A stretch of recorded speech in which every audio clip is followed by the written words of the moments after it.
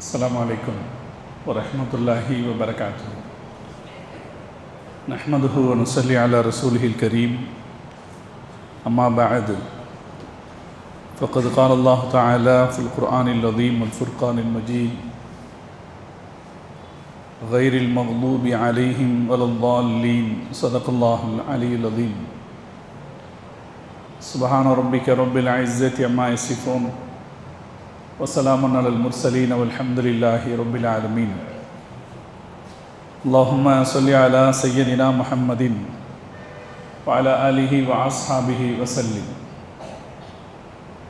கண்ணியத்திற்கும் மரியாதைக்கும் உரிய அல்லாஹுவின் நல்லடியார்களே, பெரியோர்களே, அருமை சகோதரர்களே, புனிதம் நிறைந்த இந்த வெள்ளிக்கிழமையின் ஜும்மா தொழுகையை நிறைவேற்றுவதற்காக இங்கே ஒன்று கூடியிருக்கிற நம் அனைவரின் மீதும் அல்லாஹு ஜல்ல ஜலாலுவின் பேரருள் என்றென்றும் நிறைவாக பொழியட்டுமாக. நம்முடைய இரகசிய வாழ்விலும் பகிரங்க வாழ்க்கையிலும் அல்லாஹுவை அஞ்சிக் கொள்வோமாக என்ற அறவுரையை ஆரம்பமாக எனக்கும் அடுத்ததாக உங்களுக்கும் நினைவூட்டியவனாக இந்த ஜும்மா உரையை நான் ஆரம்பம் செய்கிறேன்.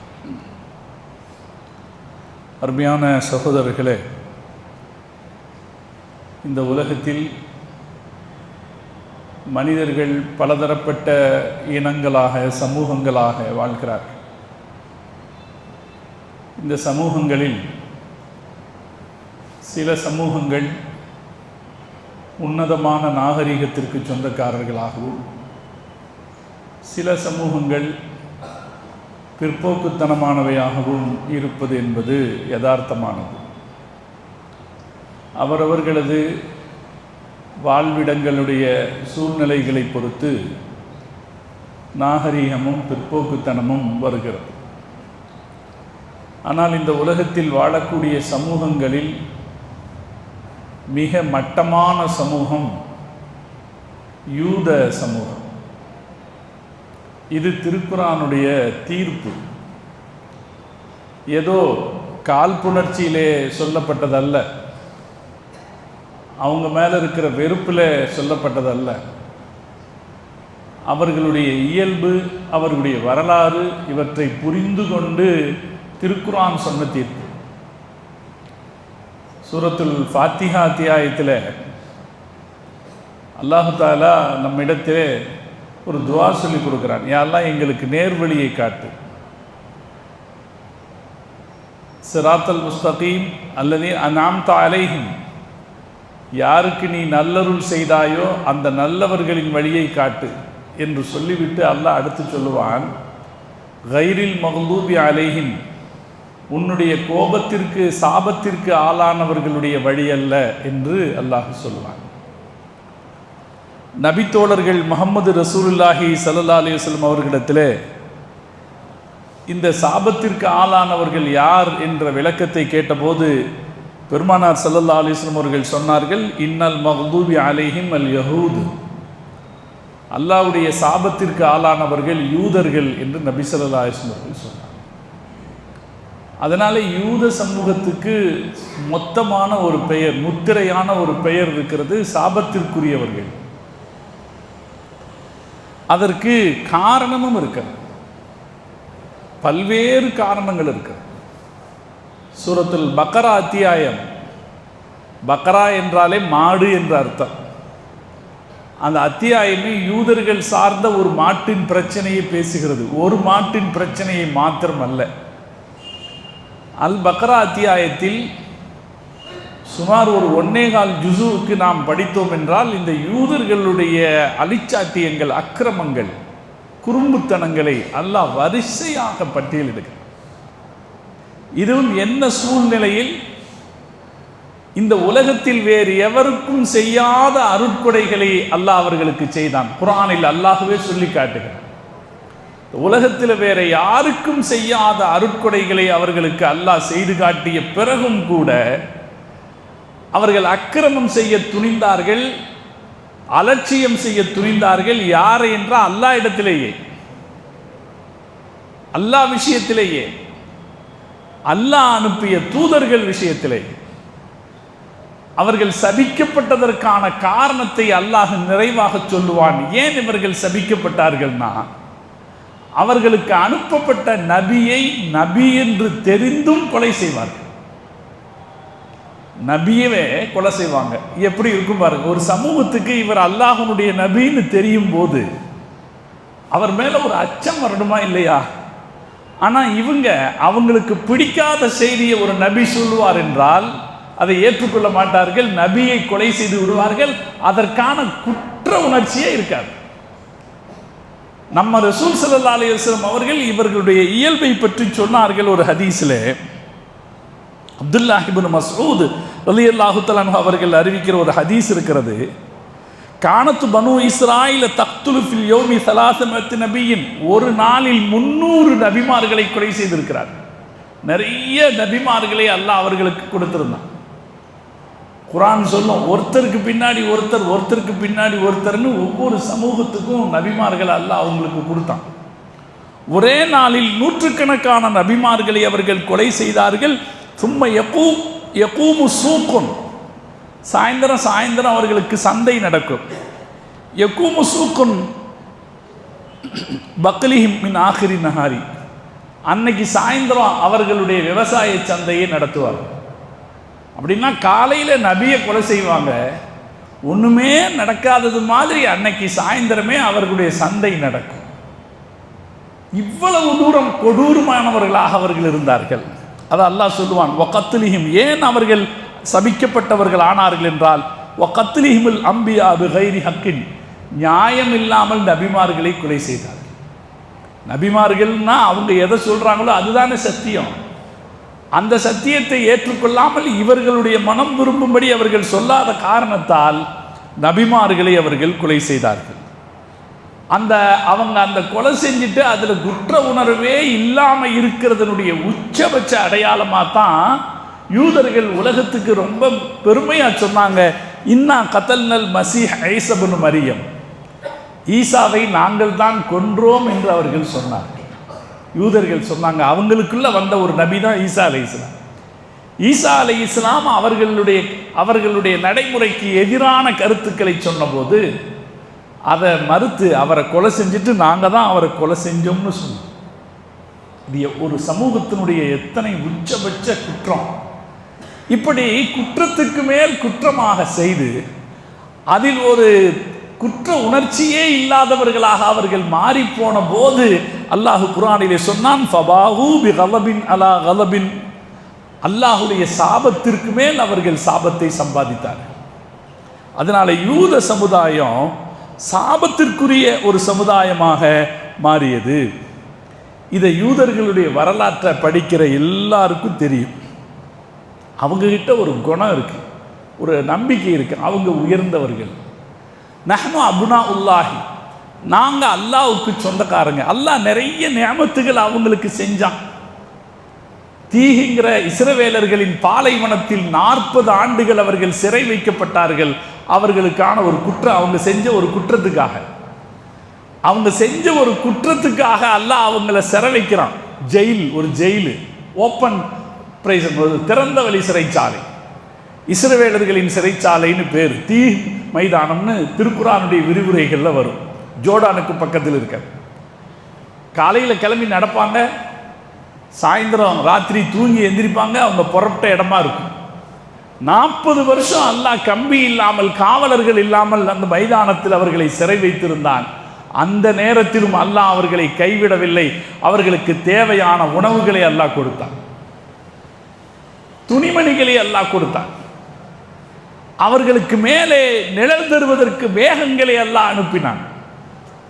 இப்படி எல்லாம் அவங்க என்னெல்லாம் கேட்டாங்களோ அவ்வளவு நியமத்துகளும் அவர்களுக்கு தரப்பட்டது. எல்லாத்துக்கும் மேலே ஃபிரௌனிடமிருந்து அவர்கள் விடுவிக்கப்பட்டார்கள். உலகத்தில் மிக ஆச்சரியகரமான முறையில் செங்கடல் பிளந்து அவர்களுக்கு வழிவிட்டது. அவர்கள் தப்பித்து கொண்டார்கள். ஃபிரௌன் அழிக்கப்பட்டார். இதை அவர்கள் கண்ணால் பார்த்தார். இப்படியெல்லாம் அல்லாஹ்வுடைய நியமத்துக்களை நேரடியாக பெற்ற பிறகும் கூட அடுத்து அவங்க செய்தது எப்படி இருந்துச்சுன்னா அல்லாஹ்வுக்கு மாறு செய்கிறதா தான் இருந்துச்சு. அதனாலே அவர்கள் சபிக்கப்பட்ட சமுதாயமாக இருந்தார்கள். அவங்களுக்கு எங்கே வந்தாலும் என்ன செஞ்சிருவாங்கன்னா, அவங்களோட குணம், நாங்கள் அல்லாஹ்வுடைய அருள் கொடைகளை பெற்றிருந்தனால நாங்கள் அல்லாஹ்வுக்கு நெருக்கமானவங்க, அல்லாஹ்வுக்கு செல்ல பிள்ளைங்கன்னு ஒரு நினைப்பு இருந்துச்சு. அதனாலே மற்ற மனிதர்களை விட தங்களை உயர்வானவர்களாக கருதி கொள்வார். எங்கே போனாலும் அவன் ஆளுமை செய்வதற்கு வழி இருக்குதான்னு பார்ப்பான். அதுக்கு என்ன வழின்னு பார்த்து அதை நடைமுறைப்படுத்திக்குவாங்க, அதை சாத்தியப்படுத்திக்குவாங்க. அதுக்கான அறிவும் அதுக்கான திறனும் அவர்கள்ட்ட இருக்கு. நம்ம ஊரில் இருக்கிற இந்த பிராமண சமூகத்திட்ட பார்க்குற பார்த்தீங்களா ஒரு குணம் அந்த மாதிரி. முதல்ல மதீனாலிருந்து ஒரு 6 பேர் ரசூல் ஸல்லல்லாஹு அலைஹி வஸல்லத்தை சந்திக்க வந்தாங்க. இந்த மதீனாக்காரங்க, அவங்க மதீனாவை சொந்த ஊருக்காரங்க. அவங்களுக்கு அவுஸ் ஹஸ்ரஜின்னு பேர். மதீனாவில் 2 குடும்பம் இருந்துச்சு, அவுஸ் ஹஸ்ரஜின்னு பேர். அவங்களுக்கு தான் அன்சாரிகள்னு சொல்கிறோம். அந்த பழைய குடும்ப பேரெல்லாம் விட்டுட்டு அவங்கள அன்சாரிகள்னு நம்ம பொது பேரில் சொல்கிறோம். இதில் ஹஸ்ரஜுகளில் 6 பேர் ரசூல் ஸல்லல்லாஹு அலைஹி வஸல்லம் அவங்கள வந்து முதல்ல சந்தித்து இஸ்லாத்தை தழுவுறாங்க. தழுவும் போது ரசூல்லா கேட்குறாங்க, நீங்கள் எங்கேருந்து வர்றீங்க? இப்போ அவங்க சொல்கிறாங்க, நாங்கள் எஸ்ரிபிலிருந்து வரோம். மதீனாவுக்கு பழைய பேர் எஸ்ரிபிலிருந்து வரோம். இப்போ நபி ஸல்லல்லாஹு அலைஹி வஸல்லம் அவர்கள் அவர்களை பார்த்து கேட்ட கேள்வி, அமின் மவாலியல் யஹூத், யூதர்களை சார்ந்து வாழ்பவர்களான்னு கேட்டாங்க. ஆனால் உண்மையில் மதீனா யாரோடதுன்னா இவங்களோடது தான். மதீனாவை சுற்றி 3 யூத குடும்பங்கள் வந்து குடியேறி இருந்தார்கள். பனு கைன்கா, பனு நலீர், பனு குரைலான்ற 3 யூத குடும்பங்கள் வந்து மதீனாவை சுற்றி குடியேறி இருந்தாங்க. அந்த குடியேறினவங்க வந்த குடியேறிகள் தான் கொஞ்ச நாளில் அவங்க என்ன செய்திருவாங்கன்னா இந்த ஊர்க்காரங்களை ஆதிக்க செய்கிறவங்களா மாறிட்டாங்க. அதுக்கு ஒரு வழி என்னன்னா கடன் கொடுக்கறது, வட்டிக்கு கடன் கொடுக்கறது. வட்டிக்கு கடன் வாங்குகிற யாரும் அடிமைப்பட்டு போவார்கள் அப்படிங்கிறது வரலாறு, உலக வரலாறு. நம்ம இஸ்லாத்தினுடைய இதுலையும் பார்க்குறோம். அதனால வட்டிக்கு கடன் கொடுப்பாங்க. தங்களை உயர்ந்தவர்கள்னு அவங்களே பிரகடனப்படுத்திக்குவாங்க. நாங்கள்லாம் வேதக்காரர்கள் அப்படின்னு அவங்களே பிரகடனப்படுத்தி தங்களை உயர்ந்தவர்களாக காட்டிக்குவாங்க.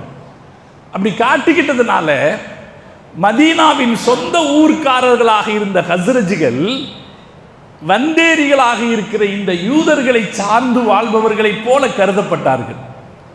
அதனால தான் ரசூல் ஸல்லல்லாஹு அலைஹி வஸல்லம் அவங்க இப்படி வந்த உடனே அவங்கள்ட்ட கேட்டாங்க, ஹஸ்ரஜ் நாங்கள்லாம் மதீனாவிலிருந்து வந்திருக்கோன்னு சொன்ன உடனே யூதர்களை சார்ந்து வாழ்பவர்களான்னு ரசூல்லா கேட்டாங்கன்னு இருக்கு. அப்போ அதில் அந்த நிலவரத்தை நம்ம புரிஞ்சுக்கலாம். மதீனா இவங்களுக்கு சொந்தம், அன்சாரிகளுக்கு சொந்தம். ஆனால் ஆதிக்கம் செய்து கொண்டது யாருன்னா இவங்க தான் ஆதிக்கம் செய்துக்கிட்டாங்க. அதனால தான் ரசூல் ஸல்லல்லாஹு அலைஹி வஸல்லம் மதீனாவுக்கு வந்த உடனே செஞ்ச மொதல் வேலை பள்ளிவாசல் கட்டினது. 2வது வேலை இந்த யூதர்களோட ஒப்பந்தம் பண்ணிக்கிட்டு.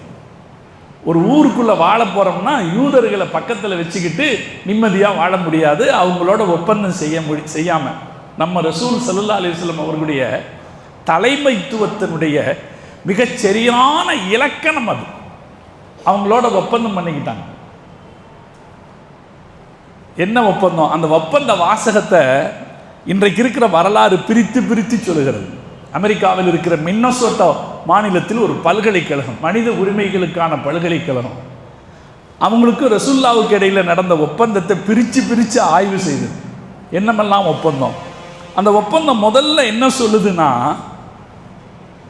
உங்கள் கொள்கை உங்களுக்கு, எங்கள் கொள்கை எங்களுக்கு, நாங்கள் உங்களை நிர்பந்தம் பண்ண மாட்டோம்.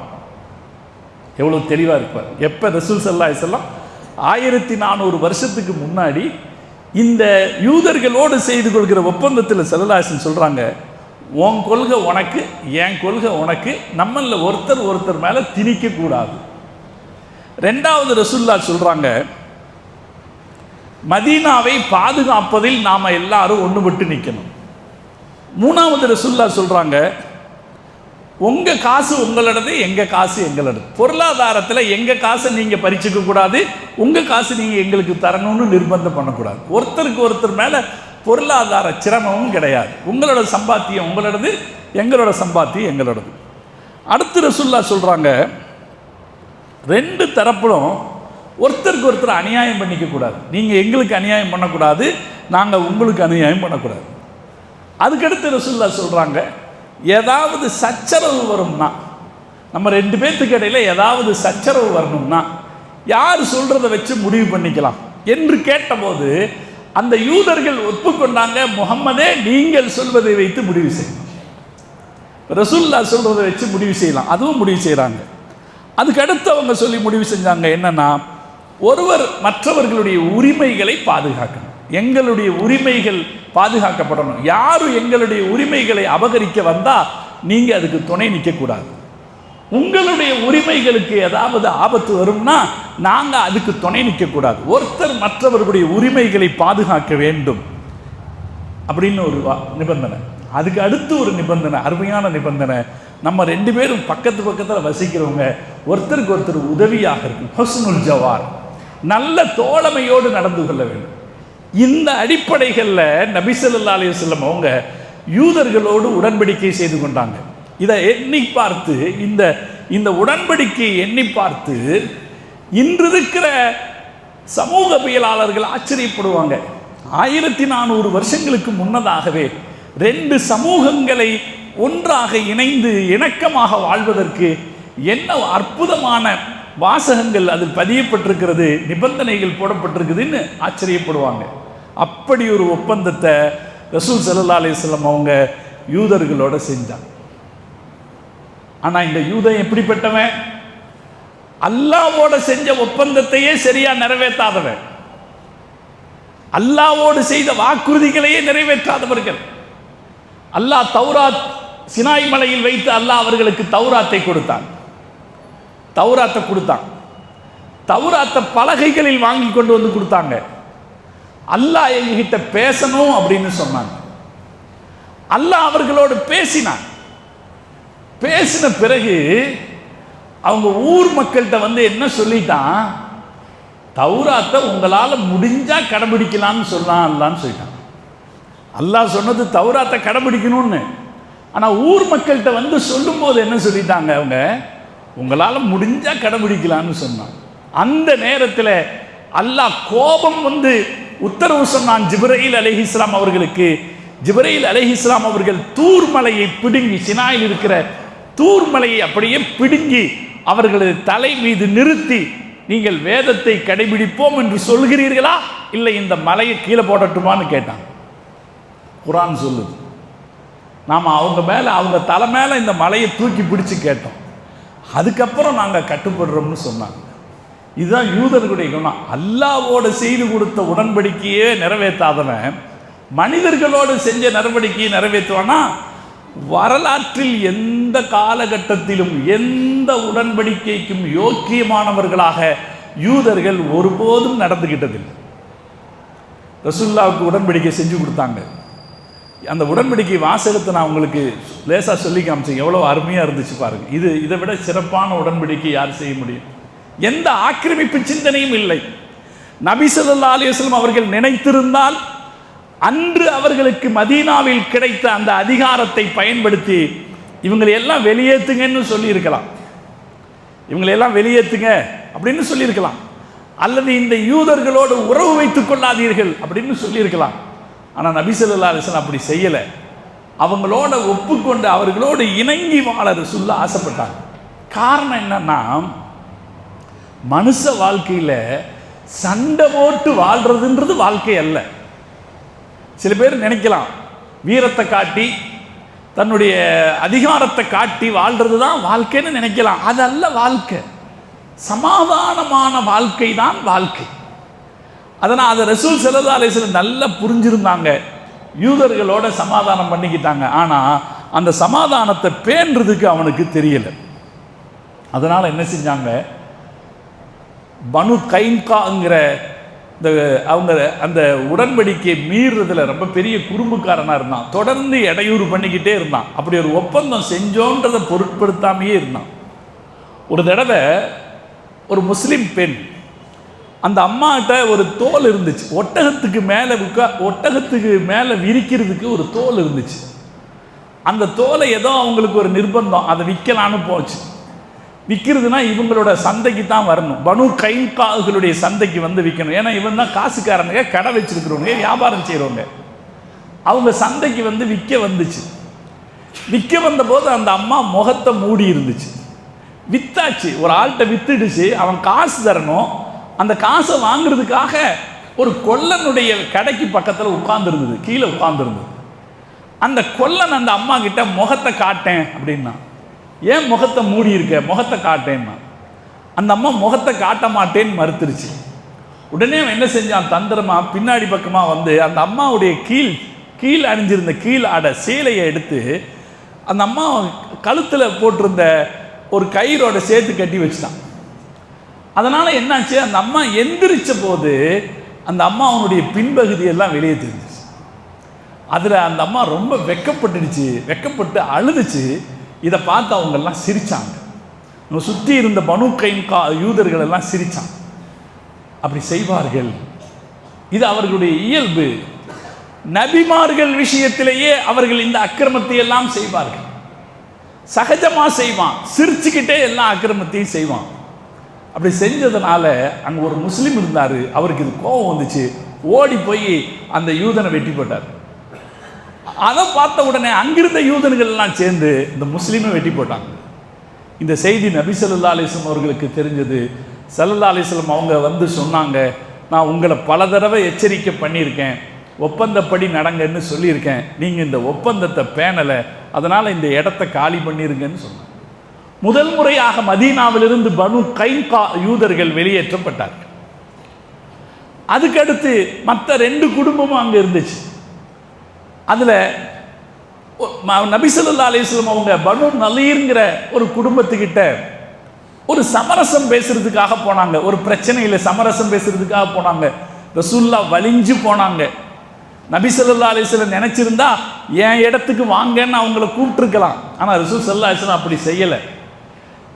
ஒரு சமாதானம், ஒரு சமரசம் என்று வருகிற போது இறங்கி போவதற்கு பெருமானார் ஸல்லல்லாஹு அலைஹி வஸல்லம் அவர்கள் தயங்கியதே கிடையாது. தனது மரியாதை, கௌரவம் என்று அவர்கள் பார்த்தது கிடையாது. சட்டத்தை நிலைநாட்டுகிற இடத்தில் தான் ஒரு நபி என்பதை ஸல்லல்லாஹு அலைஹி வஸல்லம் அவர்கள் நிரூபிப்பவர்களாக நடந்து கொண்டிருக்கிறார்கள். சட்டம் பேசும்போது முகம் செவந்துரும், கண்கள் செவந்துரும்னு ஹதீஸ்களில் வருது. ஆனால் சமாதானத்திற்கான, சமரசத்திற்கான பேச்சுவார்த்தை என்றால் ஸல்லல்லாஹு அலைஹி வஸல்லம் இறங்கி போயிடுவாங்க. இந்த பனு நலீர்களோட ஒரு பேச்சுவார்த்தை நடத்த வேண்டி இருந்துச்சு. அதனால் அவங்க இருந்த இடத்துக்கு தேடி போனாங்க. வேற யாரையும் கூப்பிட்டுக்கல. ஸைத் இப்னு ஹாரிஸா ரலியல்லாஹு தஆலா அன்ஹுங்கிற அவங்களுடைய வளர்ப்பு மகனை மட்டும் கூட்டிகிட்டு போனாங்க. அவங்க வரவேற்றாங்க, ரசூலுல்லாவை வரவேற்றாங்க. பிறகு ரசூலுல்லாஹ் வந்திருக்காங்களே, வந்து பேச்சுவார்த்தை நடத்தும் போது அதெல்லாம் அப்புறம் பேசிக்கலாம், நீங்கள் முதல்ல எங்ககிட்ட சாப்பிட்டுட்டு தான் போகணும்னா. அந்த அழைப்பை மறுக்க முடியாமல் ஸல்லல்லாஹு அலைஹி வஸல்லம் அவர்கள் அங்கே தங்கினார்கள். ஒரு சுவற்றுக்கு கீழே கொண்டு வந்து உட்கார வைத்தார். உட்கார வைத்து விட்டு என்ன முடிவு செய்தார்கள்னா, சுவத்துக்கு மேலிருந்து கல் போட்டு அவரை கொன்னுடலான்னு முடிவு செய்தார். முகம்மது தனியாக வந்திருக்கிறார், இதுதான் நல்ல சந்தர்ப்பம், அவரை கொலை செய்து விட்டால் பிரச்சனை முடிந்துவிடும் என்று நினைச்சு சவுத்துக்கு மேலிருந்து கல் போட்டு கொள்ளலாம்னு முடிவு செய்ததை ஜிப்ரீல் அலைஹிஸ்ஸலாம் அவர்கள் பெருமானாருக்கு சொல்லிக் கொடுத்து விட்டார்கள். உடனே அங்கிருந்து வெளியேறிய ஸல்லல்லாஹு அலைஹி வஸல்லம் அவர்கள் திரும்ப வந்தார்கள். சஹாபாக்களோடு சொல்லி அனுப்புனாங்க, பனு நலீர்கள் அவர்களுடைய வீடுகளை காலி செய்துவிட்டு போய்விட வேண்டும் என்றார்கள். பெரிய கோட்டை கொத்தளங்களை கட்டி அங்கே மதீனாவில் வாழ்ந்து கொண்டிருந்தவங்க 2வதாக அங்கிருந்து வெளியேற்றப்பட்டாங்க. இது ஹிஜ்ரி 4வது வருஷம் நடந்துச்சு. இது 4வது வருஷம் நடக்குது. 3வது ஒரு யூத குழு இருந்துச்சு, பனு குறைலா. அவர்களோடு நல்ல முறையிலே நபி ஸல்லல்லாஹு அலைஹி வஸல்லம் அவர்கள் உறவு பாராட்டி வந்தார்கள். அகழ் யுத்தத்திற்கான சூழ்நிலை வந்தது. பெருமானார் ஸல்லல்லாஹு அலைஹி வஸல்லம் அவர்களை எதிர்த்து அரபு நாட்டில் இருந்த எல்லா எதிரிகளும் ஒன்று திரண்டு வந்தார்கள். மக்காவில் இருந்த காஃபிர்கள், அக்கம் பக்கத்தில் இருந்தவங்க, மற்ற யூதர்கள் பலரும் ஒன்று திரண்டு வந்தாங்க. 10,000 பேர் வந்தாங்க. அப்படி வந்தபோது அவர்களிடமிருந்து தற்காத்து கொள்வதற்காக மதீனாவை சுற்றி ரசூல் ஸல்லல்லாஹு அலைஹி வஸல்லம் ஒரு அகழி வெட்டினாங்க. அகழி வெட்டுவதற்கான ஆயுதங்கள் தேவைப்பட்ட போது இவங்க தான் விவசாயிகள், இந்த பனு குறைலா யூதர்கள் விவசாயி, அவங்கள்ட்டிருந்து தேவையான ஆயுதங்களை இரவுலாக வாங்கி கொண்டார்கள் ஸல்லல்லாஹு அலைஹி வஸல்லம். அவங்களோட நல்ல முறையில் உறவு பராமரித்தாங்க. எல்லாரையும் சேர்த்து நம்ம பாதுகாப்போம்னு சொல்லி நபி ஸல்லல்லாஹு அலைஹி வஸல்லம் அவர்கள் அகழி வெட்டி ஸல்லல்லாஹு அலைஹி வஸல்லம் அவர்கள் மதீனாவை காப்பாற்றுவதற்கான போராட்டத்தில் இருந்தபோது பனு குறைலா யூதர்கள் வெளியிலிருந்து வந்த எதிரிகளுக்கு சதி செய்து உதவ போனார்கள். உள்ளே இருந்துக்கிட்டே பிரச்சனையை பண்ணலாம், வெளியில் எதிரிகள் நிற்கிறார்கள், இவங்க உள்ளே பிரச்சனை செய்தால் முகமது நபியின் கவனம் உள்ள திரும்பும், அந்த நேரத்தில் எதிரிகள் அகழியை தாண்டி வந்து தாக்கி விடலாம், அவர்களை அழித்து விடலாம் என்று முடிவு செய்தார். இது அல்லாஹு தாலா அகல் யுத்தத்தில் முஸ்லிம்களுக்கு வெற்றியை கொடுத்தான். ரசூல் ஸல்லல்லாஹு அலைஹி வஸல்லம் அது ஒரு எதிர்பாராத வெற்றி. நபி ஸல்லல்லாஹு அலைஹி வஸல்லம் அவங்க அகல் யுத்தத்தை முடிச்சுட்டு அவங்க ஜெயிச்சு வீட்டுக்கு வந்து அவங்க போட்டிருந்த ட்ரெஸ்ஸை கழட்டி குளிக்கலாம்னு போகும்போது ஜிப்ரீல் அலைஹிஸ்ஸலாம் வந்து கேட்டாங்க, என்ன அதுக்குள்ள உங்களுடைய போர் ஆடைகளை நீங்கள் கழட்டிட்டீங்களான்னு கேட்டாங்க. வேற என்ன வேலை இருக்கிறது என்று ஸல்லல்லாஹு அலைஹி வஸல்லம் அவங்க கேட்டபோது அவர் சொன்னார், இந்த பனு குறைலாக்களை விட்டு விட்டீர்களா என்று கேட்டார். உங்களுக்கு எதிராக உங்களது வாழ்க்கை பெரும் சிக்கலில் இருந்த போது அந்த எதிரிகள் ஜெயித்திருப்பார்கள்னா இன்னைக்கு நீங்கள்லாம் உயிரோடு இருந்திருக்க முடியாது. அப்போ உங்களுக்கு வாழ்க்கை மிக நெருக்கடியான சிக்கலில் இருந்த போது உங்களை காட்டி கொடுப்பதற்கு, உங்களுக்கு எதிராக கலகம் செய்வதற்கு துணிந்த இந்த பனு குறைலாக்களுக்கு எதிராக சண்டையிடாமல் நாங்கள் ஓயப்போவதில்லை என்று ஜிப்ரீல் அலைஹிஸ்ஸலாம் அவர்கள் சொன்னார். உடனே ரசூல் ஸல்லல்லாஹு அலைஹி வஸல்லம் அவங்க வீட்டிலிருந்து தலையை நீட்டி சஹாபாக்களை பார்த்து அசர் தொழுகைக்கு எல்லாரும் அங்கே போயிடணும்னாங்க. அந்த பனு குறைலாக்கள் மூன்றாவதாக அங்கிருந்து வெளியேற்றப்பட்டாங்க. மதீனால 3 பேர் இருந்தான், யூதன்னு சொல்லி 3 பேர் இருந்தான். இந்த 3 பேரோடையும் நபி ஸல்லல்லாஹு அலைஹி வஸல்லம் உடன்படிக்கை செய்துக்கிட்டாங்க. 3 பேரும் என்ன செய்தார்கள் என்றால் அந்த உடன்படிக்கையை மிக பொறுப்பாக பேணிக்கொண்ட பெருமானார் ஸல்லல்லாஹு அலைஹி வஸல்லம் அவர்களுக்கு வஞ்சகம் செய்தார். உடன்படிக்கையை பேணி அவர்கள் நடக்கலை, அதை ஒரு உடன்படிக்கையாகவே அவர்கள் பொருட்படுத்தல.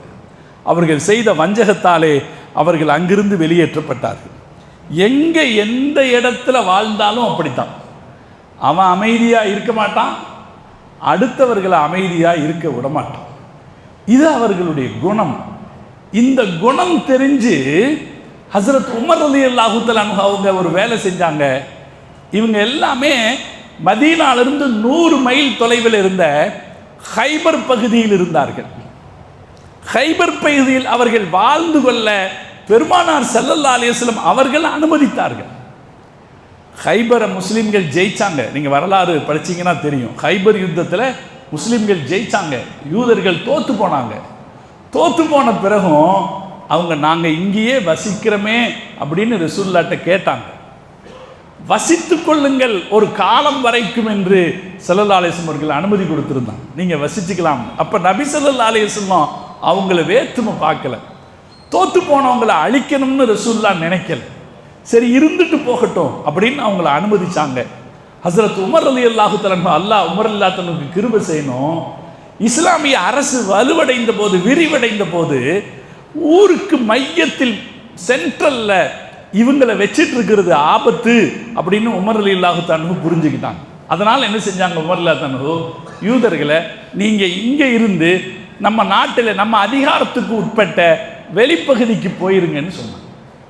அப்படி சொன்ன பிறகு ஈராக்கின் பல பகுதிகளிலும் அவர்கள் போய் குடியேறினார்.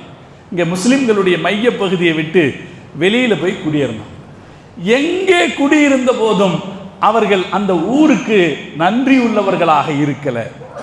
எங்கே இருந்த போதும் நன்றி உள்ளவர்களாக இருக்கல. ஜெர்மனியில் இருந்தார்கள், ஐரோப்பாவின் பல பகுதியில் இருந்தாங்க, அதில் குறிப்பாக ஜெர்மனியில் இருந்தாங்க. ஜெர்மனிய மக்களை சுரண்டினார்கள்.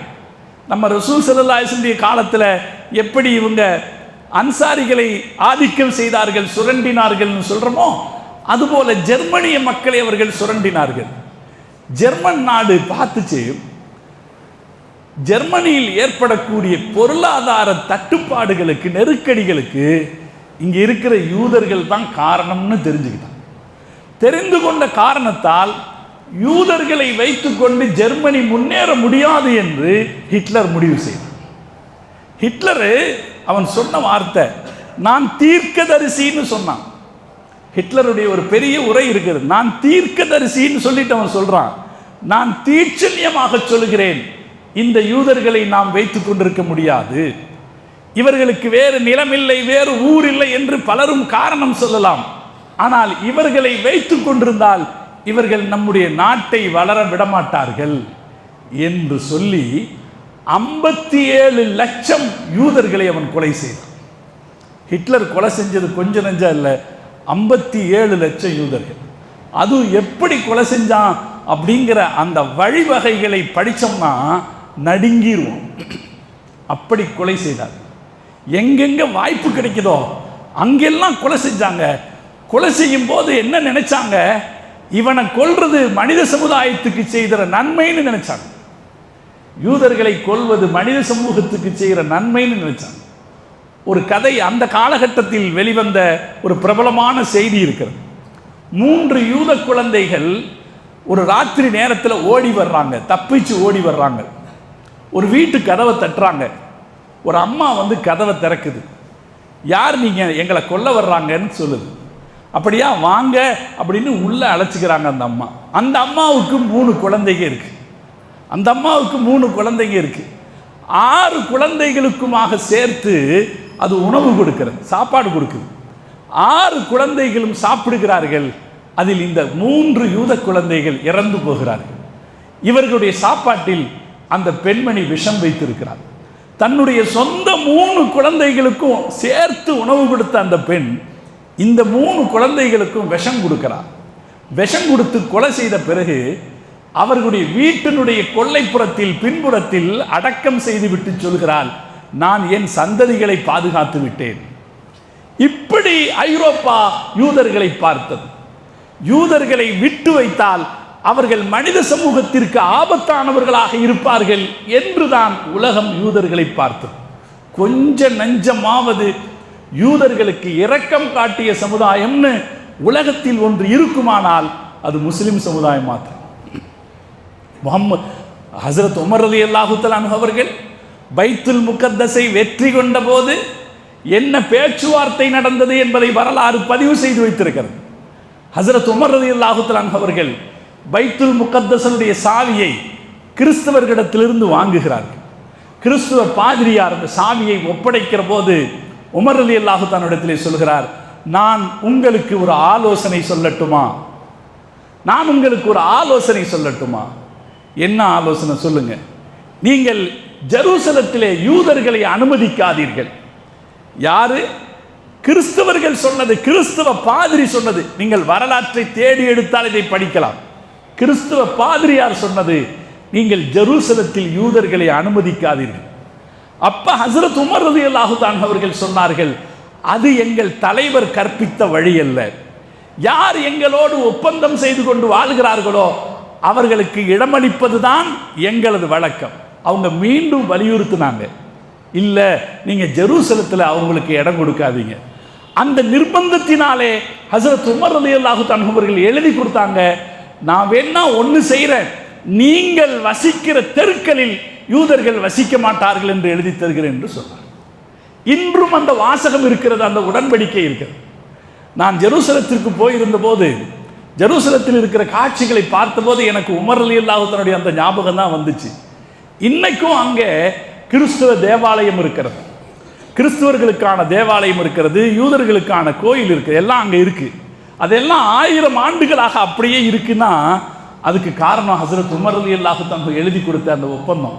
அதனால் ஜெருசலத்துக்கு போகும்போது நான் தேடினேன் எங்கேயாவது அந்த ஒப்பந்த வாசகம் இருக்காங்க. ஆனால் இன்னைக்கு அது இஸ்ரேலர்களுடைய கட்டுப்பாட்டில் இருக்கு. அப்படியும் ஒரு ஹோட்டலில் அந்த வாசகத்தை ஃப்ரேம் செய்து வைத்திருந்தார். அந்த வாசகத்தில் இது இருக்கிறது. நான் இங்கே எல்லோரும் யூதர்கள் கிறிஸ்துவர்கள் வாழ்வதற்கான உரிமை இருக்கிறது, அவர்களுடைய சொத்துக்கள் பறிக்கப்படாது, அவர்களுடைய ஆலயங்கள் பாதுகாக்கப்படும், அவர்களிடமிருந்து எந்த அதிகப்படியான வரி வசூலிக்கப்படாது, யூதர்களின் தெருக்களில் கிறிஸ்தவர்களின் தெருக்களில் யூதர்கள் வசிக்க அனுமதிக்கப்பட மாட்டார்கள் என்ற இந்த நிபந்தனையோடு அந்த வாசகம் இருக்கு. அப்ப அன்னைக்கு இதே கிறிஸ்துவ சமுதாயம் யூதர்களுக்கு எதிராக உமர் ரலியல்லாஹு தஆலா இடத்திலே புகார் செய்த போது அதை நான் ஏற்றுக்க மாட்டேன்னு சொன்னவங்க ஹசரத் உமர் ரலியல்லாஹு. யூதர்களுக்கு கொஞ்சமாவது நிம்மதி கிடைச்சதுன்னா அது முஸ்லிம்கள்ட்ட தான் கிடைச்சது. நம்முடைய நாட்டினுடைய முன்னாள் பிரதமர் பண்டித ஜவஹர்லால் நேரு அவர் எழுதியிருக்கிறார், அவருடைய புஸ்தகத்தில் டிஸ்கவரி ஆஃப் தி வேர்ல்ட் என்ற புஸ்தகத்தில் எழுதியிருக்கிறார், உலகத்தில் யூதர்கள் எப்போதாவது நிம்மதியாக வாழ்ந்திருக்கிறார்கள் என்றால் அது முஸ்லிம்களின் நிழலில் தான் அவர்கள் நிம்மதியாக.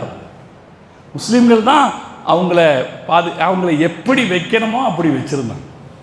அது மீறி அவர்கள் வேறு எந்த இடத்துக்கெல்லாம் போனாங்களோ அந்த இடத்துல எல்லாம் அவர்கள் தொடர்ந்து அக்கிரமமே செய்தார். அக்கிரமம் செய்த காரணத்தால் அவர்கள் மிகப்பெரிய அழிவை சந்தித்தார்கள் என்பதுதான் யதார்த்தமான ஒரு உண்மை.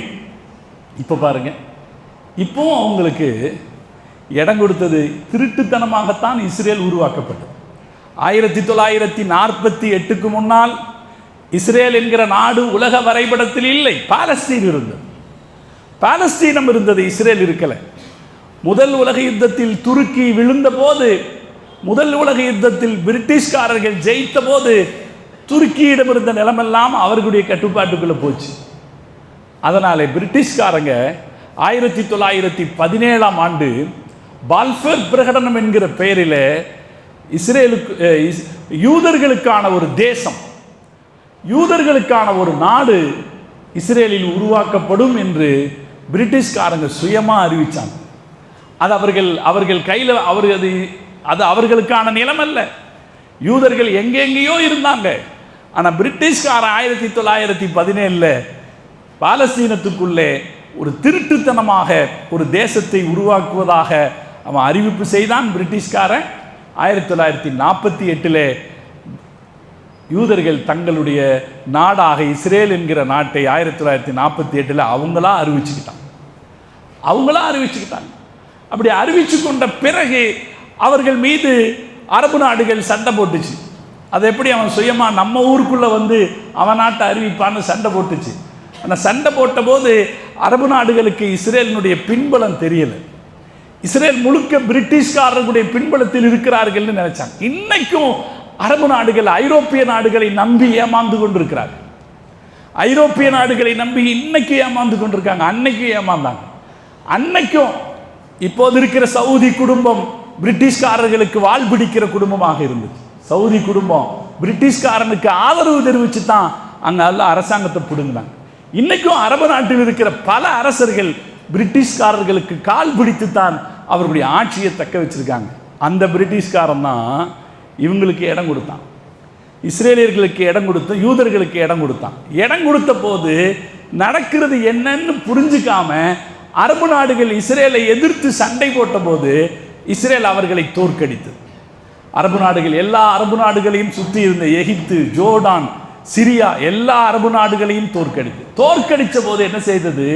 இஸ்ரேலுக்கு கொடுக்கப்பட்ட இடம் கொஞ்சம் தான், மற்ற நிறைய இடம் பாலஸ்தீனத்துக்குரியது. பாலஸ்தீனத்தினுடைய 78% நிலத்தை அவர்கள் ஆக்கிரமித்தார்கள். இஸ்ரேலுக்கு கொடுக்கப்பட்டது கொஞ்சம் இடம். ஆனால் அதுக்கப்புறம் அவங்க 1948 இந்த சண்டையில் முஸ்லீம்கள் தோற்று போன உடனே அவங்க செஞ்சது பாலஸ்தீனத்தினுடைய 78% இடத்தை, அதாவது கிட்டத்தட்ட 80% இடத்தை அவன் ஆக்கிரமிச்சுக்கிட்டான். அப்புறம் பாலஸ்தீன முஸ்லீம்களுக்கு 20% இடம் தான் இருந்துச்சு. அந்த 80% இடத்தில் இருந்த 8 லட்சம் முஸ்லிம்களில் 7 லட்சம் முஸ்லிம்களை மிக கடூரமாக தாக்கி அவர்களுடைய வீடுகளில் இருந்து வெளியேற்றினார்கள், படுகொலை செய்தார்கள். 7 லட்சம் பேர். இன்னைக்கும் வரலாற்றில் மறக்க முடியாத இரத்த சாட்சிகளாக இருக்கிற நிகழ்வு. 1948 பாலஸ்தீனத்தில் இருக்கிற 7 லட்சம் பேரை அவங்க சொந்த வீடுகள், வசித்து கொண்டிருந்த வீடுகளை விட்டு வெளியேற்றி அவர்களுடைய பொருட்களை தீக்கிரையாக்கி அவர்களை வெளியேற்றி அகதிகளாக விட்டாங்க. 7 லட்சம் பேர். அதற்கு பிறகு 1967 மீண்டும் அரபு நாடுகள் ஒரு சண்டைக்கு போச்சு. எகிப்து, ஜோர்டான் எல்லாம் சேர்ந்து ஒரு சண்டைக்கு போச்சு. அந்த சண்டையின் போதும் அரபு நாடுகள் இஸ்ரேலினுடைய பவர் என்னன்னு தெரிஞ்சுக்கல, அவங்களுக்கு பின்னாடி யார் இருக்கிறாங்கன்னு தெரிஞ்சுக்கல. அப்படி தெரியல. அதனால் என்னாச்சு? 2வது நடந்த சண்டையில் 1967 நடந்த சண்டையில் 6 நாள் சண்டைன்னு சொல்லுவாங்க. அந்த சண்டையில் யாரெல்லாம் சண்டைக்கு போனாங்களோ எல்லாம் பெரிய தோல்வியை சந்திச்சாங்க. ஜோர்டான் கைவசம் இருந்த ஜெருசலத்தை விட்டு கொடுத்தது. இன்னைக்கு ஜெருசலம், இன்னைக்கு பைத்துல் முகத்தஸ் இருக்க, அது ஜோர்டான் கிட்ட இருந்துச்சு. ஜோர்டான் பைத்துல் முகத்தஸை விட்டு கொடுத்தது. எகிப்து கிட்ட காசா இருந்துச்சு, காசாவை எகிப்து இழந்தது. கோலன் குன்றுகள் என்ற ஒரு பகுதி இருக்கிறது, அது சிரியா கிட்ட இருந்துச்சு, அது அதை கொடுத்துச்சு. எகிப்திட்டு இருந்து சினாய் பகுதியையும் அவர்கள் கைப்பற்றி கொண்டார். மிகப்பெரிய நிலப்பரப்பை அவர்கள் கைப்பற்றி. இன்னைக்கும் ஆச்சரியமா இருக்கும்.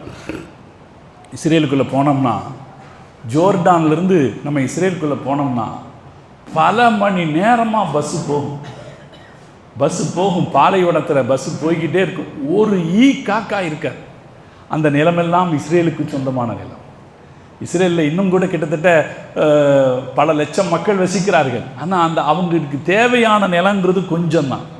இன்றைக்கி அவன் கையில் வச்சிருக்கிற நிலப்பரப்புங்கிறது மிக பிரம்மாண்டமான, அவங்களுடைய நிலப்பரப்பு அவ்வளோ பிரம்மாண்டம். ஜோர்டான்லேருந்து போகும்போது மணிக்கணக்கில் பஸ்ஸு போகும். வேகமாக பஸ்ஸு போனாலும் ஒரு இடத்துல ஒரு காக்கா இருக்காது. ஆனால் அவ்வளவு நிலத்தையும் அவர்களிடத்தில் இருக்கிற சக்தியை பயன்படுத்தி, தொழில்நுட்பத்தை பயன்படுத்தி அவர்கள் பாதுகாத்து கொண்டிருக்கிறார். இவ்வளவு பெரிய நிலப்பரப்பை திருட்டுத்தனமாக அபகரித்து வச்சிருக்கு. அது திருட்டுத்தனமாக உருவாச்சு. அதோடு அது அக்கம் பக்கத்தில் சண்டை போட்டு இத்தனை நாடுகளிலும் இருந்து இவ்வளவு பெரிய நிலப்பரப்பை அதை அபகரித்து வைத்திருக்கிறது. இந்த சூழ்நிலையில தான் இஸ்ரேல் இப்போது ஈரானின் மீது யுத்தம் தொடுத்திருக்கு. போன வெள்ளிக்கிழமை காலையில் திடீர்னு ஈரானின் மீது யுத்தம் தொடுத்து. அது இஸ்ரேலுடைய குணம்.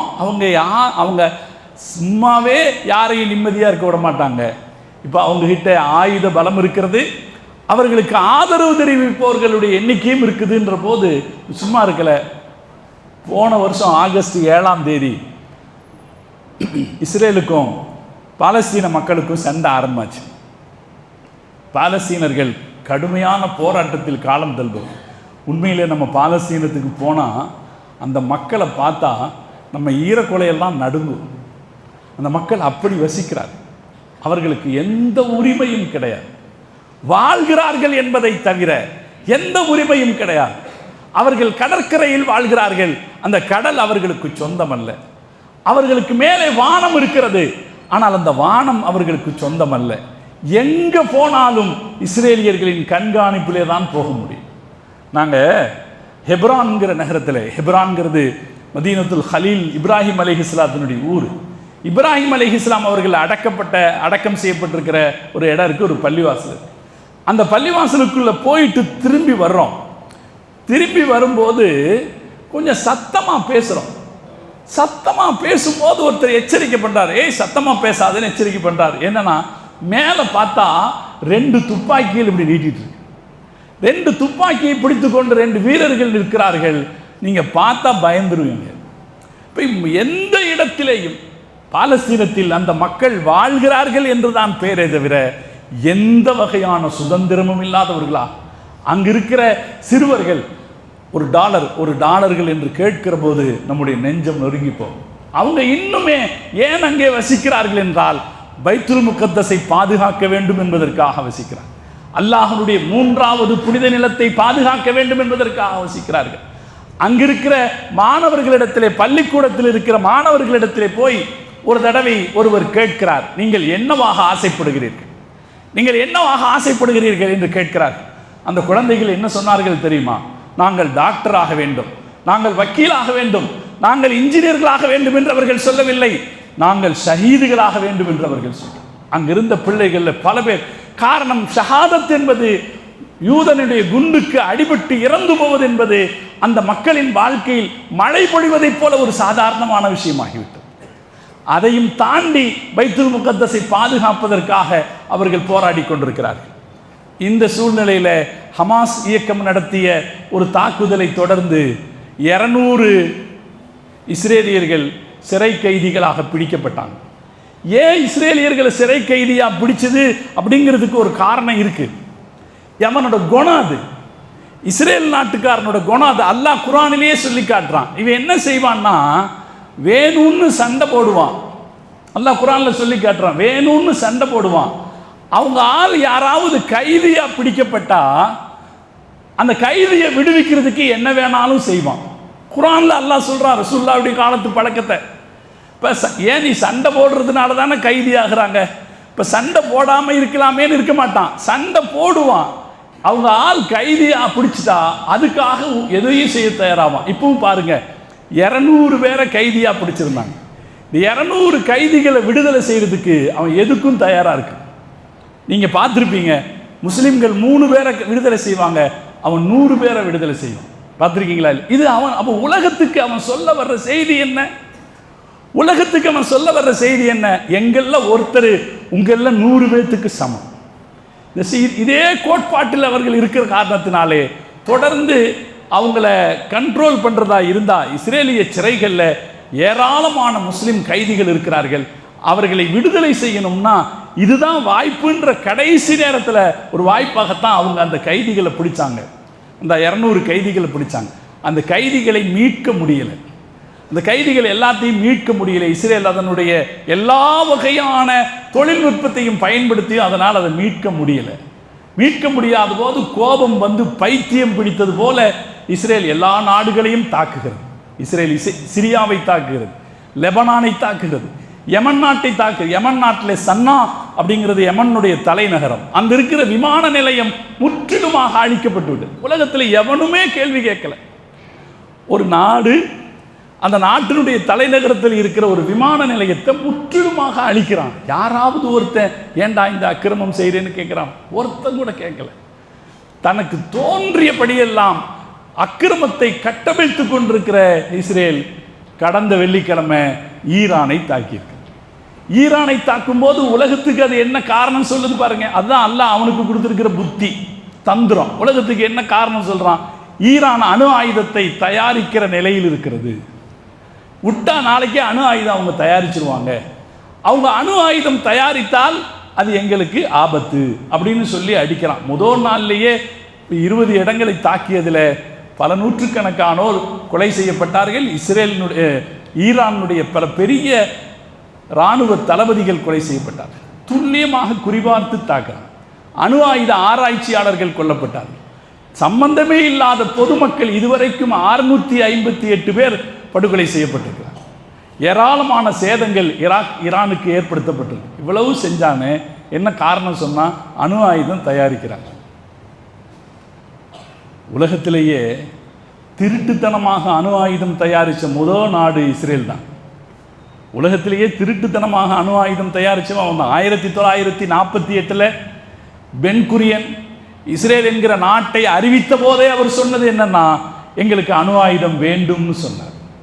ஆனால் அந்த நேரத்தில் அமெரிக்கா யாருக்கும் அணு ஆயுத அறிவை தருவதற்கு தயாராக இருக்கிற காரணம், அணு ஆயுதத்தால் மிகப்பெரிய பாதிப்பு ஜப்பானில் ஏற்பட்டிருந்தது.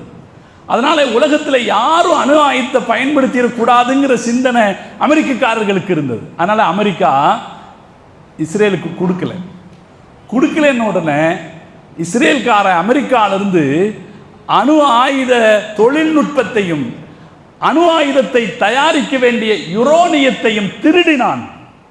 இது நம்ம சொல்லல, அமெரிக்கர்களே சொல்கிறார்கள். அமெரிக்க ஆராய்ச்சி நிறுவனங்களே சொல்கிறது. அமெரிக்காவிலிருந்து 90 கிலோ, ஆரம்பத்தில் 90 கிலோ எடையுள்ள யுரேனியம், அதுக்கு அப்புறம் கொஞ்சம் கொஞ்சமாக 240 கிலோ யுரேனியத்தை அமெரிக்காவிலிருந்து அவர்கள் திருடி கொண்டு வந்திருக்கிறார்கள். அந்த திருடி கொண்டு வந்த அந்த மூலப்பொருட்களை வைத்து 1967 இஸ்ரேல் அணுகுண்டை தயாரித்து விட்டது. 67னா யோசிச்சு பாருங்க, நம்மெல்லாம் பிறக்கிறதுக்கு முன்னாடியே இஸ்ரேல் அணுகுண்டு தயாரிச்சுட்டான். இன்னைக்கு இஸ்ரேல் கிட்ட 80லிருந்து 400 அணுகுண்டுகள் இருக்கலாம் என்று ஆய்வாளர்கள் சொல்றாங்க. ஏன்னா ஒரு அணுகுண்டு தயாரிக்கிறதுக்கு 20 காலன் யுரேனியம் தேவைப்படும். அவங்ககிட்ட கிட்டத்தட்ட 250 கிலோ யுரேனியம் இருக்கிறது. அப்படின்னா அவங்க எவ்வளவு தயாரிச்சிருக்கலாம்? அப்ப அவர்களிடத்துல 80லிருந்து 400 அணுகுண்டுகள் அவர்களிடத்தில் இருக்கிறது என்று ஆய்வாளர்கள் சொல்றாங்க. அப்படி இருக்க இவ்வளவு அணுகுண்டுகளை வச்சிருக்கிறவன் ஈரான் அணுகுண்டு தயாரிக்க போகுதுன்னு சொல்லி ஈரானை அடிச்சிருக்கிறான் என்றால் இதில் இருக்கிற நியாயத்தை என்ன, இது எவ்வளவு அக்கிரமம் என்று உலகம் கண்டித்திருக்க வேண்டும்.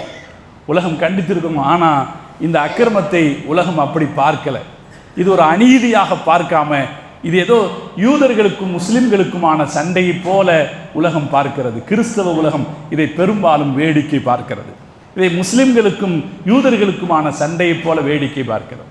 அது தவறானது. இது முற்றிலும் கண்டிக்கப்பட வேண்டியது. யூதர்கள் எங்கே இருந்தாலும் என்னைக்கும் அமைதிக்கு சார்பானவனாக இருக்க மாட்டான். அவன் அமைதியை சீர்குலைப்பான். பாருங்க, இன்னைக்கு ஒருவேளை அமெரிக்கா இந்த யுத்தத்துக்குள்ளே வந்திருக்குமானால், 2 நாளைக்கு முன்னாடி அமெரிக்க அதிபர் கனடாவிலிருந்து வேகமாக திரும்பினார். நீங்கள் அந்த வீடியோ காட்சிகளை பார்த்திருந்தீர்கள் என்றால் நிச்சயம் பயந்து போயிருப்போம். வேக வேகமாக வந்தார். வந்த உடனே ராத்திரி நடு இரவுன்னு இல்லாமல் அமெரிக்காவின் வெள்ளை மாளிகையில் இருக்கிற சிச்சுவேஷன் ரூம் என்று அவசர ஆலோசனை நடத்துகிற அறைக்குள் போகிறார். அமெரிக்காவின் ஆக உயர்ந்த தலைவர்கள் எல்லாம் அந்த நடுராத்திரியில் அந்த அறையை நோக்கி விரைந்து போகிறார்கள். ஒரு பயம் இருந்துச்சு, நேற்று அமெரிக்கா ஈரானை தாக்கிவிடும் என்கிற ஒரு பயம் இருந்துச்சு. அப்படி தாக்கும் போது நடக்கிற விளைவுகள் மோசமானதாக இருக்கு. அப்படி தாக்கிவிட்டால் நடக்கிற விளைவுகள் மோசமானதாக இருக்கு. அப்படித்தானே? அமெரிக்கா தாக்குமானால், அமெரிக்காவை திருப்பி ஈரான் தாக்குமானால், ஈரானுக்கு ரஷ்யாவோ சைனாவோ துணை வருமானால் உலகத்தில் என்ன நடக்கும் என்பது மிகப்பெரிய பாதிப்பு. ஆனால் இந்த பாதிப்புக்கு இழுத்து விடுறவன் எவ்வளவு பெரிய திருடன்! இந்த பாதிப்புக்கு உலக மக்களை இழுத்து விடக்கூடியவன் ஒரு போக்கிரி, திருட்டு பெயர். அவன் இவ்வளவு பெரிய ஒரு யுத்தத்திற்கு உலகத்தை இழுத்துவிட காத்திருந்தான். யாரோ அமெரிக்க அதிபருக்கு புத்தி சொல்லி இருக்கிறார்கள். அவன் இன்னும் 2 நாள் 2 வாரம் நாங்கள் எதிர்பார்ப்போம் என்று சொல்லி அவர் யுத்தத்தில் ஈடுபடுவதை நிறுத்தி இருக்கிறார். அதனால் இந்த அளவில் யுத்தம் நிற்கிறது. என்றாலும் இஸ்ரேலினுடைய அடாவடித்தனம் என்பது கண்டிக்கப்படக்கூடியது, கண்டிக்கணும். இதில் முஸ்லிம்கள் என்ன செய்கிறார்கள் என்பதுதான் பெரிய கேள்வி. உலகத்தில் முஸ்லிம்களிடத்தில் அவ்வளவு காசு இருக்கிறது. சவுதி அரேபியாவிடத்தில், கத்தர் நாட்டிடத்தில் அமெரிக்க அதிபர் சவுதி அரேபியாவுக்கு வாலாட்டி கொண்டு போகிறார். உலகம் முழுக்க அடாவடி செய்கிற அமெரிக்க அதிபர் சவுதி அரேபியாட்ட போகும்போது வாலாட்டிக்கிட்டு போறார். கத்தர் நாடு அமெரிக்க அதிபருக்கு ஒரு விமானத்தை பரிசாக கொடுக்குது. எவ்வளவு பெரிய விஷயம் பாருங்க, ஒரு விமானத்தை பரிசாக. அப்படின்னா நாம என்ன நிலத்தில் இருக்கிற, என்ன நிலையில் இருக்கிறோம், எவ்வளவு பெரிய உயர்ந்த நிலையில் இருக்கிறோம், மேலோங்கிய கையில் நமக்கு இருக்கிறோம். ஆனால் இஸ்ரேல் ஈரானை தாக்கும் என்றால் அது ஜோர்டான் வழியாகத்தான் தாக்க வேண்டும். இஸ்ரேல் ஈரானின் மீது ஏவுகணைகளை வீசுகிறது, ஈரானுக்கு எதிராக ராக்கெட்டுகள், ஈரானுக்கு எதிராக விமானங்களை அனுப்புதுன்னா ஜோர்டான் அனுமதிக்காமல் ஈரானின் மீது விமானங்களை பறக்க விட முடியாது. இவ்வளவு சக்தி படைத்தவர்களாக நாம இருந்தும் கூட ஈரானுக்கு எதிரான அநீதியை பகிரங்கமாக கண்டிக்கிறாங்க. இது தெரியலன்னு கண்டிக்கிறாங்க. ஆனால் அது ஒரு முறைப்படுத்தப்படுத்த கண்டிப்பாகவோ நடவடிக்கையாகவோ இல்லாமல் பலவீனமாக நாம் இருக்கிறோம். முஸ்லிம் நாடுகளுக்கு முஹம்மது ரசூலுல்லாஹி ஸல்லல்லாஹு அலைஹி வஸல்லம் அவர்களும் குர்ஆனும் எச்சரிக்கை செய்கிறது. லா தஜிதன்னாசி அதாவத்தன் அஷத்த அதாவத்தனல் யஹூத். உங்களின் கடும் எதிரிகள் யூதர்களே. அல்லாஹ் 1400 வருஷத்துக்கு முன்னாடி சொல்றான், உங்களின் கடும் எதிரிகள் யூதர்களே. ஞாபகத்தில் வச்சுக்கோங்கன்னு அல்லாஹ் சொன்னான். கியாமத் நாளுடைய நெருக்கம் எப்படி இருக்கும்? நீங்கள் யூதர்களோடு சண்டையிடாமல் கியாமத் நாள் வராது. ரசூலுல்லாஹ் சொன்னாங்க, லா தகூமு ஸாஅத்து ஹத்தா துகாதிலுல் யஹூத். யூதர்களோடு நீங்கள் சண்டையிடுகிற வரை கியாமத் நாள் வராது. அப்படி சண்டையிடும் போது என்ன நடக்கும் தெரியுமா? ஸல்லல்லாஹு அலைஹி வஸல்லம் சொன்னாங்க, ஒரு யூதன் ஒரு மரத்துக்கு பின்னால் ஒளிந்து கொள்வான், ஒரு யூதன் ஒரு மரத்துக்கு பின்னால் ஒளிந்து கொள்வான், அல்லது ஒரு கல்லுக்கு பின்னால் மறைந்து கொள்வான். அப்போது அந்த மரம் முஸ்லிமை அடைக்கும். முஸ்லிமை அடைத்து அந்த மரம் சொல்லும், வராஇ யஹூதியுன், எனக்கு பின்னால் ஒரு யூதன் இருக்கிறான் என்று மரம் காட்டி கொடுக்கும். அந்த மலை காட்டி கொடுக்கும் என்று முஹம்மது ரசூலுல்லாஹி ஸல்லல்லாஹு அலைஹி வஸல்லம் சொன்னார். அப்படின்னா என்ன அர்த்தம்? மலைக்கு தெரியும், மரத்துக்கு தெரியும் இவன் தப்பானவன். மலைக்கும் கல்லுக்கும் மரத்திற்கும் இவன் தப்பானவன் என்று தெரிகிற போது அந்த தப்பான ஆள்களோட கூட்டணி வச்சுக்கிறத நாகரிகம் அல்லது நமக்கு நன்மையானது என்று முஸ்லிம்கள் நினைப்பார்கள் என்றால் அதைவிட பெரிய சோகம் வேறு எதுவும் இல்லை. இது முஸ்லிம்கள் விழிப்படைந்து கொள்வதற்கான நேரம். இஸ்ரேலை யாருமே தாக்க முடியாது அப்படின்னு நினைச்சிட்டு இருக்கிற நேரத்தில் ஈரானுடைய ஏவுகணைகள் இஸ்ரேலை பதம் பார்த்திருக்கிறது என்று பார்க்கிறோம். ஈரானுக்கு ஏற்படுற ஆபத்து பெருசாக இருந்தால் கூட இஸ்ரேலையும் தொட முடியும் என்கிற ஒரு எண்ணத்தை, அந்த ஒரு சூழ்நிலையை ஈரான் காட்டியிருக்கு. நம்மிடத்திலே போதுமான வலு இருந்தால் நாம் இஸ்ரேலை அடக்கி வைக்க முடியும் என்கிற ஒரு சூழ்நிலையை ஈரான் உலகத்துக்கு உணர்த்தி இருக்கிறது. நாம் அல்லாஹ் இடத்துல துவா செய்கிறோம், யா அல்லாஹ் இவர்களுடைய இஸ்ரேலியர்களுடைய அக்கிரமத்தை ஒடுக்குவதற்கு யா அல்லாஹ் நீ ஈரானுக்கு உதவி செய்வாயா. ஏன்னா நம்ம யாருமே கேட்க மாட்டேங்கிறோமே, இவனுடைய அட்டகாசத்தை நிறுத்துறதுக்கு யாருமே கேட்க மாட்டேங்கிறாங்க. ஒவ்வொருத்தரும் அவங்களுடைய லாபத்தை பார்த்து இஸ்ரேல் ஆதரிக்கிறாங்க. அமெரிக்காவுக்கு என்ன லாபம்? மத்திய கிழக்கில் அவர்கள் பேச்சை கேட்கறதுக்கு ஒரு ஆள் வேணும். ஐரோப்பியர்களுக்கு என்ன தேவை? மத்திய கிழக்கில் அரபு நாடுகளுக்கு இடையில அவங்க பேச்சை கேட்கறதுக்கு ஒரு ஆள் வேணும். தங்களுடைய சுய லாபத்திற்காக மக்கள் சிட்டுக்குருவிகளைப் போல சுட்டுக் கொல்லப்படுவதை வேடிக்கை பார்த்து கொண்டு அவர்கள் இருக்கிறார்களே. இந்த சூழ்நிலையிலிருந்து அந்த நாட்டை தடுக்கணும்னா அவங்களுக்கு ஒரு சரியான பாடம் புகட்டணும். நம்ம ஈரானில் இருக்கிறதெல்லாம் ஷியாக்காரங்க தானே அப்படின்னு சில பேர் கேள்வி எழுப்புறது உண்டு. வாஸ்தவம் தான், ஷியாக்காரங்களுக்கும் இஸ்லாத்துக்கும் சம்பந்தம் கிடையாதுங்கிறது நமக்கு தெரிஞ்ச விஷயம்தான். ஆனாலும் இப்போது நாம் பார்க்க வேண்டியது எதிரி முஸ்லிம் என்கிற பார்வையில் தான் பார்க்கிறார். எதிரி முஸ்லிம் என்கிற பார்வையில் அவனை அடிக்கிற போது, இரண்டாவது மிக முக்கியமாக பார்க்க வேண்டியது ஒரு அநீதி நடக்கிற போது அதை கண்டிக்க வேண்டிய கடமை நமக்கு இருக்கிறது. யார் பாதிக்கப்பட்ட நிலையில் இருக்கிறார்களோ அவர்களுக்கு ஆதரவு தெரிவிக்க வேண்டிய நிலையில் இருக்கிறது. நாம் அல்லாஹ்விடத்தில் துஆ செய்வோம், யா அல்லாஹ் ஈரானுக்கு நீ சக்தியை கொடு, இஸ்ரேலை அழிப்பதற்கான சக்தியை நீ ஈரானுக்கு கொடு. அது மாத்திரமல்ல, உலகில் இருக்கிற முஸ்லிம்கள் எல்லோரும் இந்த இஸ்ரேலர்கள் இந்த யூதர்களுடைய தந்திரத்தை சதித்திட்டத்திலிருந்து விடுபட்டு அவர்கள் சுய உரிமையை பெறுவதற்கும் சுயமரியாதையை பெறுவதற்கும் யா அல்லாஹ் நீ வாய்ப்பு கொடு என்று நாம் அல்லாஹ் இடத்துல துஆ செய்வோம். அல்லாஹ் தௌஃபீக் செய்வானாக. நம்ம நாடு ஈரானோட நெருக்கமான தொடர்பில் இருந்த நாடு, பாரம்பரியமாக தொடர்பில் இருந்த நாடு. நீ ஒரு ரகசியம் சொல்லணும், பாபர் மஸ்ஜிது இடிக்கப்படும் போது இடிக்கப்படுறதுக்கு ஆதரவு தெரிவித்தவங்களில் இந்தியாவில் இருக்கிற ஷியாக்களும் இருக்காங்க. இந்தியாவில் இருக்கிற ஷியாக் போரா முஸ்லீம்களும் இருந்தாங்க. அங்கே ராமர் கோயில் கட்டப்படணும்னு ஆதரவு தெரிவிச்சு. அப்படியெல்லாம் இருக்கும்போது இப்போ இருக்கிற அரசாங்கம் ஈரானுக்கு ஆதரவு தெரிவிக்கணுமா இல்லையா? ஆனால் அவங்க ஆதரவு தெரிவிக்காமல் மௌனம் சாதிக்குது நம்முடைய நாடு. ஆனாலும் கூட நம்ம நாட்டில் இருக்கிற காங்கிரஸ் போன்ற எதிர்க்கட்சிகள், அதேபோல் மற்ற பல தலைவர்கள் ஈரானுடைய தாக்குதல் நீதிக்கு எதிரானது, இஸ்ரேலினுடைய தாக்குதல் அநீதியானது என்று கண்டித்திருக்கிறார்கள். இப்படி உலகம் முழுக்க இருக்கிற தலைவர்கள் கண்டிக்கிறார். இன்னைக்கு வடகொரியாவினுடைய தலைவர் சொல்ற அருமையான வாசகம், உலக அமைதிக்கு இஸ்ரேல் ஒரு புற்றுநோயை போன்றதுன்னு சொல்லி, உலக அமைதிக்கு இஸ்ரேல் ஒரு புற்றுநோயை போல ஆபத்தானதுன்னு சொல்லியிருக்கிறார். அது மிகச் சரியான கருத்து. உலகத்தில் இஸ்ரேலுக்கு எதிரான இந்த கருத்துக்கள் திரள வேண்டும், அமெரிக்கா கட்டுப்படுத்தப்பட வேண்டும், இந்த உலகத்தின் அமைதி தவழ வேண்டும். நாம ஆசைப்படுறது என்னன்னா, ஈரானை ஆதரிக்கிறோம்னால நிறைய ஏவுகணைகள் அனுப்பணும், அங்கே இருக்கிற ஊர் அழியணும் அப்படின்னு நம்ம ஆசைப்படக்கூடாது. அந்த கணக்கை பார்க்கக்கூடாது. நாம் அல்லாஹ் இடத்துல சமாதானம் வேணும்னு தான் துஆ செய்யும். எப்படியாவது சமாதானம் சிறந்த மாற்றங்களை தரும், சமாதான வழிகள் சிறந்த மாற்றங்களை தரும். எனவே சமாதானம் வேணும்னு தான் நம்ம ஆசைப்படணும்.